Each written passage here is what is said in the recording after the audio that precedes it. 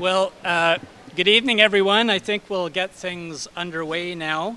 My name is Mitch Diamantopoulos. I'm with the School of Journalism, and I'm very happy to welcome you all out tonight. We're here, of course, to hear from one of America's most insightful, most courageous, and most important journalists, and one of its leading public intellectuals. But let me start first by thanking some of the groups that have made this event possible. These include the provincial branch of the Canadian Centre for Policy Alternatives, the Faculty of Arts and its departments of International Studies, Religious Studies, and Anthropology, and finally my shop, the School of Journalism. Many individuals also put their shoulders to the wheel, including our Canada Research Chair in Social Justice. As you all well know, events like this also don't happen without organizers to make them happen. So let me also thank everyone at the Social Policy Research Unit in the Faculty of Social Work for their efforts on this event and this valuable series.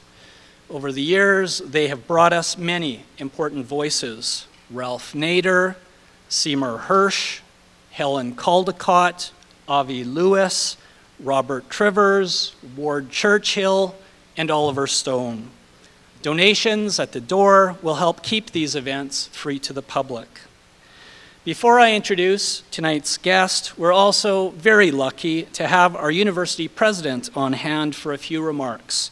She needs no introduction to a hometown audience, so please join me in welcoming Dr. Vianne Timmins.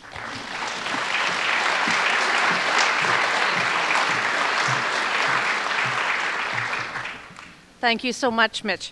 Well, what a great crowd. Welcome to your university, the University of Regina. It's great to see such a wonderful turnout, faculty, staff, students from on campus, and all of you from off campus. So many friendly faces here tonight. Last week, the Conference Board of Canada report on University of Regina's impact was released. Of particular note is this quotation: "The University of Regina and the Federated Colleges have a strong history of community involvement in social policy initiatives and draw attention to important social policy issues that need to be addressed." That is our tradition here at the University of Regina. It goes back 100 years to the founding of Regina College by those who had a real concern for social justice. It's also reflected in your university's motto, "As one who serves." And it is part of our academic mission, service to our community. Public lectures like these are one of the great things about universities. You meet people from around the world you might only read about or watch on YouTube, as I did today, learn different perspectives on issues, engage in academic discourse and debate that are so important to university life, and bring the university community and the larger community together. This is so important. Tonight's lecture by Chris Hedges is a perfect example of this.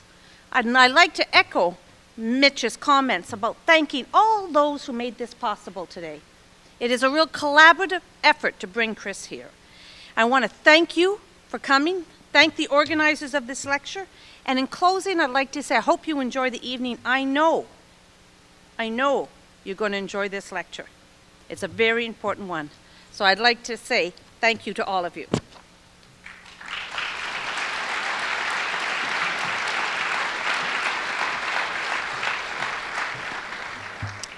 Thank you, Vianne. Let me take a few minutes just to walk you through this evening's program. After we've heard from tonight's guest, he will turn over the microphones to you for a brief question and answer session. We'll simply ask you to line up at the microphones, which you'll find in each of these aisles. Give your name before posing your questions, and try to keep it brief so we can hear from as many of you as possible. Finally, before you race for the doors, we'll have a brief thank you and a couple of announcements. Tonight's guest is a force of nature. He spent nearly 2 decades as a foreign correspondent in the world's most dangerous conflict zones, in Central America, in the Middle East, in Africa, and in the Balkans. All told, he has reported from more than 50 countries.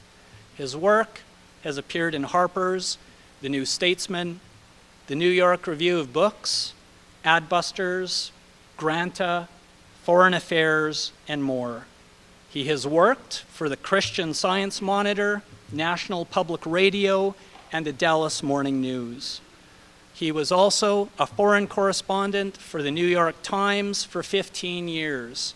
In 2002, he was one of their reporters awarded a Pulitzer Prize for that paper's coverage of global terrorism. That year, he also received the Amnesty International Global Award for Human Rights Journalism. The Los Angeles Press Club named him the Online Journalist of the Year in 2009 and again in 2011. His body of work also includes, if you can believe it, a dozen books. These include three of my personal favorites: American Fascism, Empire of Illusion, and The Death of the Liberal Class. Unfortunately, he writes them faster than I can read them. Finally, just when you thought there were no summits left to climb, there's more. This summer, our guest filed a landmark lawsuit against the Obama administration in the United States. I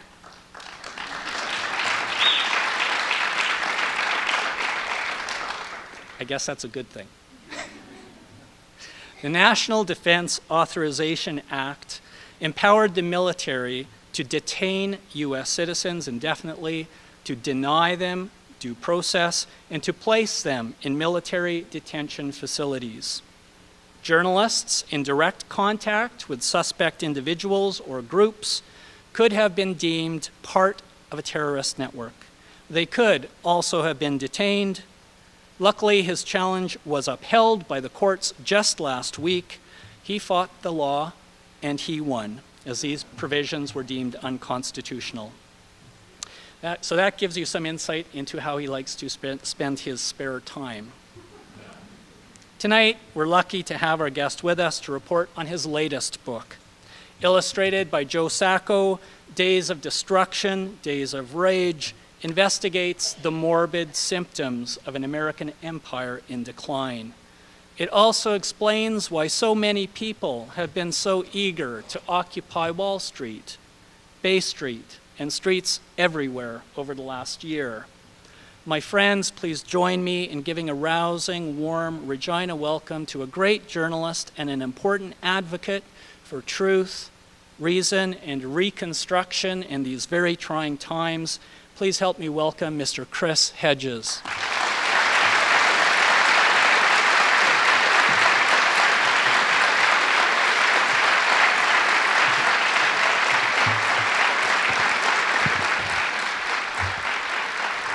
Thank you.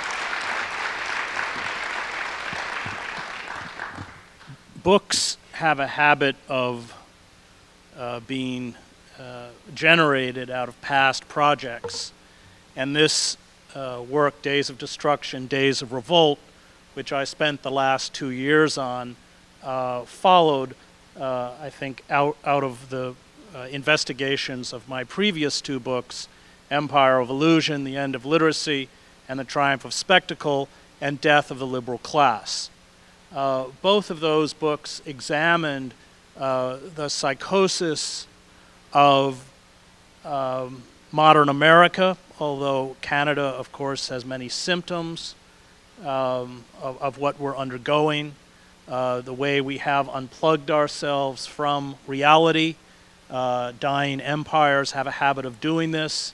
The end of the Ottoman Empire, the end of the Austro-Hungarian Empire, the end of the Roman Empire, with figures like Cicero inveighing against a public that invested its emotional and intellectual life in the spectacle, in the arena. And of course, any classicist in the audience knows how Cicero ended his life, hunted down in the Civil War by Mark Antony, beheaded, his hands cut off, and his severed head and his hands taken to the arena, where the crowd was told that Cicero would never speak or write again, and 40,000 people cheered their approval. We are not immune as an empire from the usual characteristics of decline, and the worse it gets, the more we retreat into a non-reality-based belief system. There are many aspects of this, global warming being perhaps the most obvious. We have about half the country that denies that climate change exists, and the other half thinks it can adapt. Meanwhile, the centers of power are exploiting the waters that have been exposed by the melting summer Arctic sea ice to grab the last vestiges of oil, mineral gas, and fish stocks. It's kind of cannibalization. What happened? How did we get here? I spent a lot of time in my book, Death of the Liberal Class, looking, at least within American society, at those radical and populist movements that had been systematically destroyed.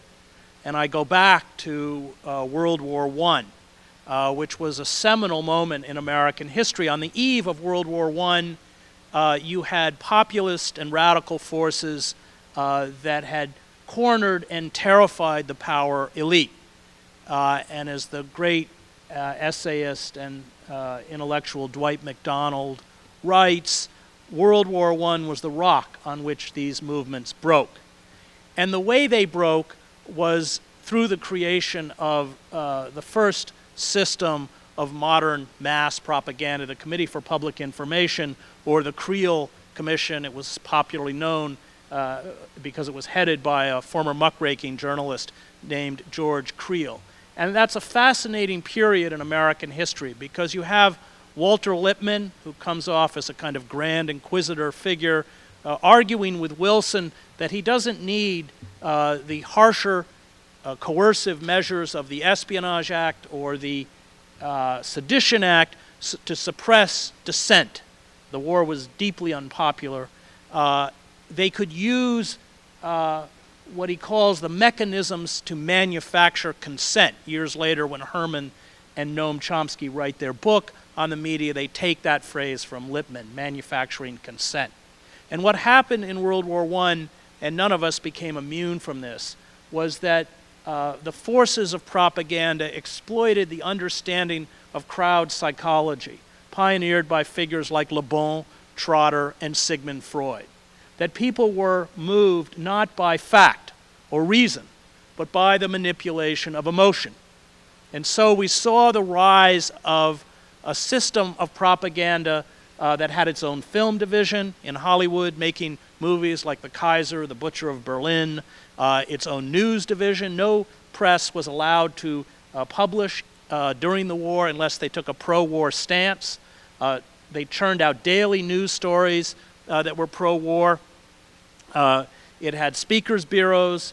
It effectively seduced. And when you read, I think for me, the great moral thinkers of the time, Randolph Bourne, Jane Addams, one of the constant themes is the despair, not only at the way the masses were seduced, but the way the intellectual class itself was seduced. And so only those few recalcitrant forces that didn't bend, Eugene V. Debs, the socialist candidate. People forget that we used to have socialists in the United States, just as you had them here.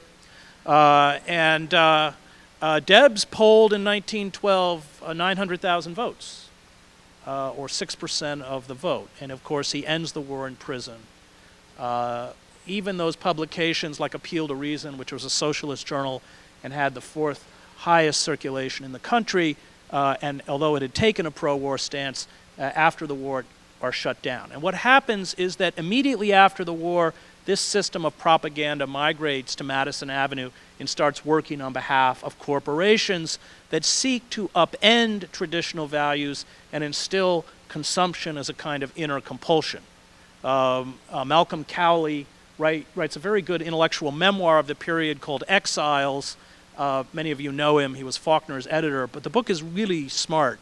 And he talks about the way that hedonism, that cult of the self, affected even opposition movements like the Bohemians in Greenwich Village and later the Beat Generation. And what it did is effectively sever itself from labor, and that became fundamental. You had the destruction, finally, of radical anarcho-syndicalist movements like the Wobblies. Joe Hill gets hung on trumped-up murder charges in Utah. Big Bill Haywood, again, trumped-up murder charges, flees the country, spends the last 10 years of his life in exile, very unhappily, in Moscow. And immediately after the war, the dreaded Hun becomes the dreaded Red. And we enter what MacDonald calls a stage or a period that embraces the psychosis of permanent war.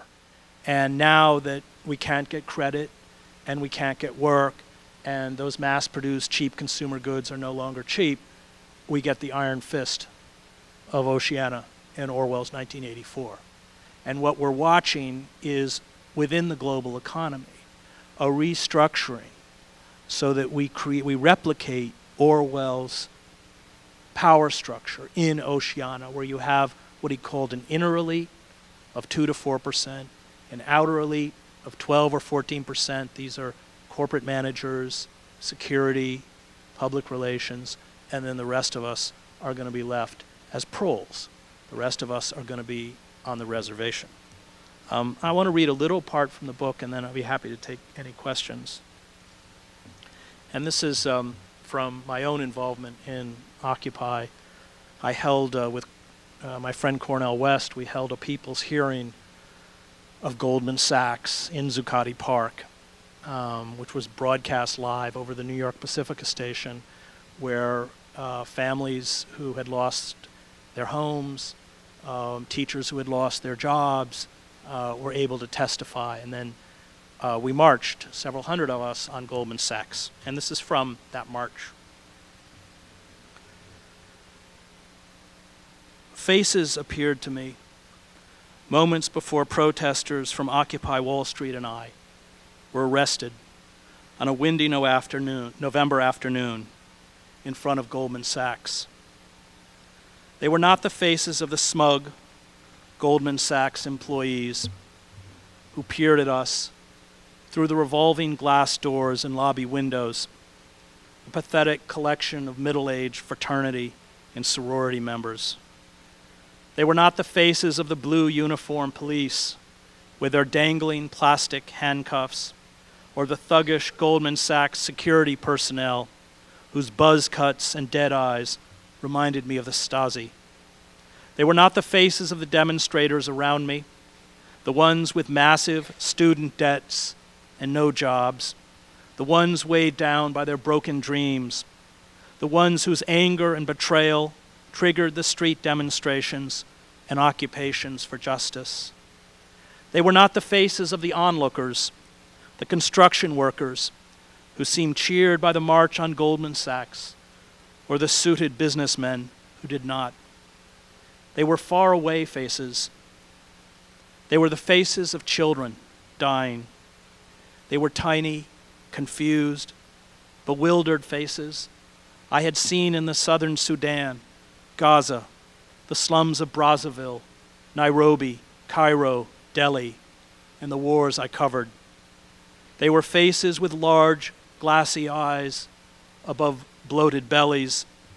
They were the small faces of children, convulsed by the ravages of starvation and disease.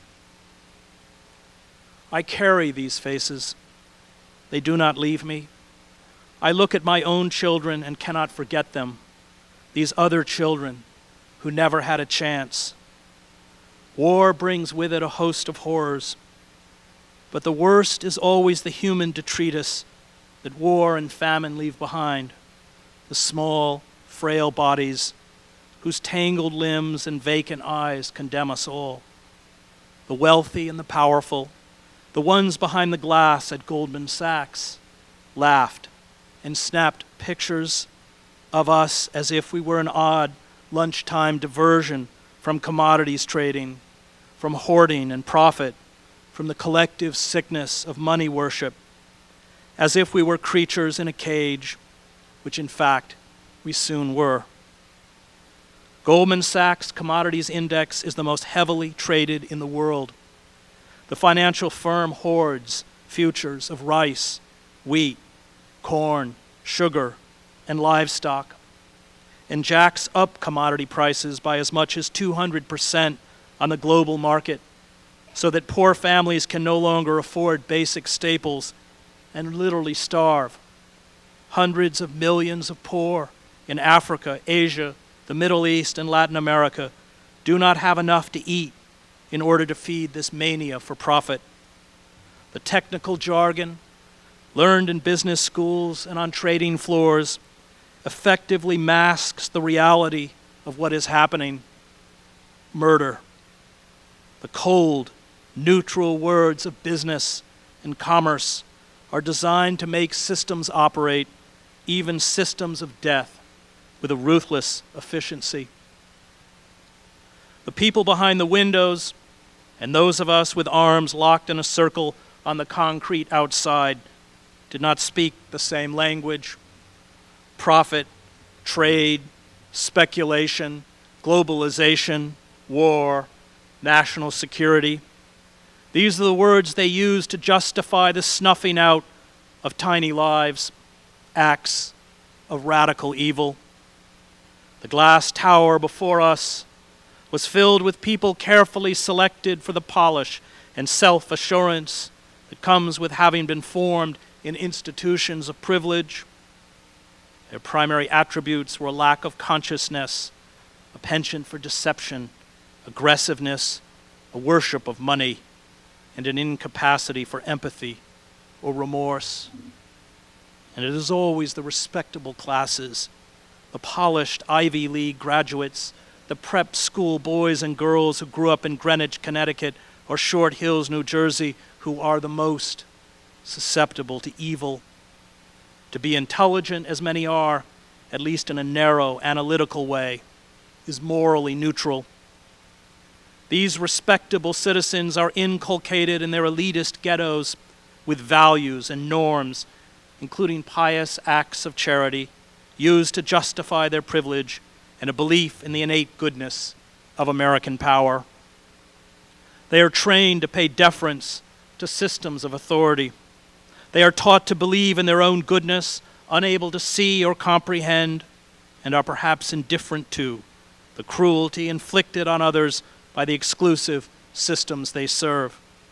And as norms change, as the world is steadily transformed by corporate forces into a small cobble of predators and a vast herd of human prey, these elites seamlessly replace one set of values with another. These elites obey the rules, they make the system work, and they are rewarded for this. In return, they do not question. We seem to have lost, at least until the advent of the Occupy Wall Street movement, not only all personal responsibility, but all capacity for personal judgment. Corporate culture absolves all of responsibility. This is part of its appeal. It relieves all from moral choice. There is an unequivocal acceptance of principles such as unregulated capitalism and globalization as a kind of natural law. The steady march of corporate capitalism requires a passive acceptance of new laws and demolished regulations, of bailouts in the trillions of dollars, and the systematic looting of public funds, of lies and deceit. The corporate culture epitomized by Goldman Sachs has seeped into our classrooms, our newsrooms, our entertainment systems, and our consciousness. This corporate culture has stripped us of the right to express ourselves outside of the narrow confines of the established political order. We are forced to surrender our voice. Corporate culture serves a faceless system. It is, as Hannah Arendt wrote, the rule of nobody, and for this very reason, perhaps the least human and most cruel form of rulership. Those who resist, the doubters, outcasts, artists, renegades, skeptics, and rebels, rarely come from the elite. They ask different questions. They seek something else, a life of meaning. They have grasped Immanuel's Kant dictum: if justice perishes, human life on earth has lost its meaning. And in their search, they come to the conclusion that, as Socrates said, it is better to suffer wrong than to do wrong. This conclusion makes a leap into the moral. It refuses to place a monetary value on human life. It acknowledges human life, indeed all life, as sacred. And this is why, as Arendt points out, the only morally reliable people are not those who say, this is wrong, or this should not be done, but those who say, I can't. The greatest evildoers are those who don't remember because they have never given thought to the matter. And without remembrance, nothing can hold them back, Arendt wrote. For human beings, thinking of past matters means moving in the dimension of depth, striking roots, and thus stabilizing ourselves, so as not to be swept away by whatever may occur, the zeitgeist or history or simple temptation. The greatest evil is not radical. It has no roots. And because it has no roots, it has no limitations. It can go to unthinkable extremes and sweep over the whole world.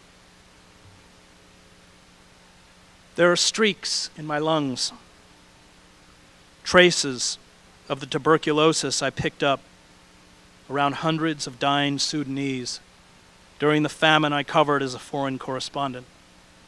I was strong and privileged and fought off the disease. They were not and did not. The bodies, most of them children, were dumped into hastily dug mass graves.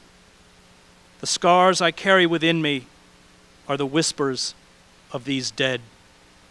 They are the faint marks of those who never had a chance to become men or women, to fall in love and have children of their own. I carried these scars to the doors of Goldman Sachs. I placed myself at the feet of these commodity traders to call for justice, because the dead and those dying in slums and refugee camps across the planet could not make the journey. I see their faces. They haunt me in the day, and they come to me in the dark. They force me to remember, and they make me choose sides. There were times when I entered the ring as a boxer and knew, as did the spectators, that I was woefully mismatched. Ringers, experienced boxers in need of a tune-up or a little practice, would go to the clubs where semi-pros fought, lie about their long professional fight records, and toy with us. Those fights became about something other than winning. They became about dignity and self-respect. You fought to say something about who you were as a human being. These bouts were punishing, physically brutal, and demoralizing. You would get knocked down and stagger back up. You would reel backwards from a blow that felt like a cement block. You would taste your blood on your lips. Your vision would blur. Your ribs, the back of your neck, and your abdomen would ache. Your legs felt like lead. But the longer you held on, the more the crowd turned in your favor. No one, not even you, thought you could win. But then, every once in a while, the ringer would get overconfident. He would get careless. And you would find deep within yourself some new burst of energy, some untapped strength, and with the fury of the dispossessed, bring him down. I have not put on a pair of boxing gloves for 30 years, but I feel this twinge of euphoria again in my stomach, this utter certainty that the impossible is possible, the realization that the mighty can fall. Thank you.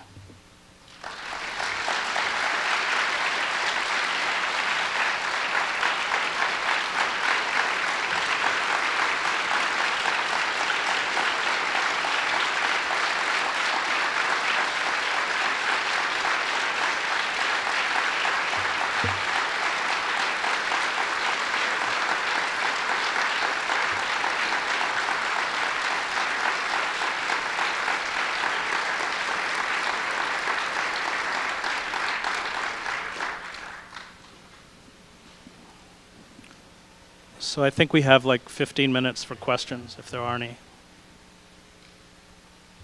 Oh, there's microphones. Okay.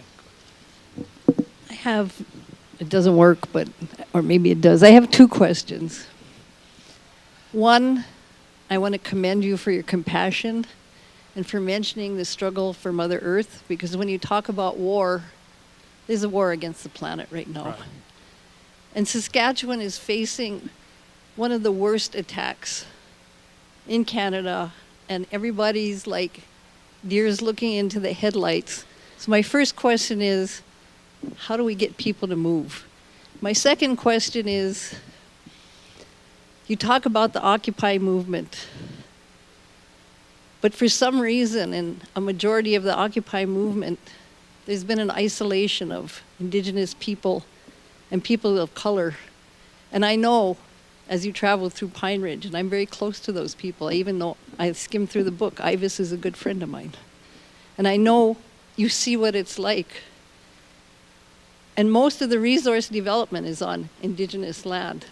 So what do we do to bring this together to make people understand that that war was waged against us as Indigenous people to begin with, and the support wasn't there, and it's happening again? How do we bridge that gap and stop that isolation and remember that to stand up for Indigenous people in the Americas means your liberation as well? So those are my two questions. Well, it's an important point, and you know, in Death of the Liberal Class, I spend a lot of time talking about how the liberal class busied itself with identity politics and inclusiveness and gender politics, all of which are fine, but severed itself from the fundamental issue of justice. And as an assault was being carried out against the poor and against marginalized communities and against the working class, in the name of liberal values, they did nothing. And that has created a rift between oppressed classes, including First Peoples, including people of color, and white liberals. And what happened in Zuccotti is that it was largely driven by white, middle-class, college-educated kids who graduated with staggering amounts of debt and couldn't get a job, and suddenly confronted what people in marginal communities have been confronting for decades. You know, police brutality was a new phenomena to these kids. It's not a new phenomena if you live in Camden, New Jersey.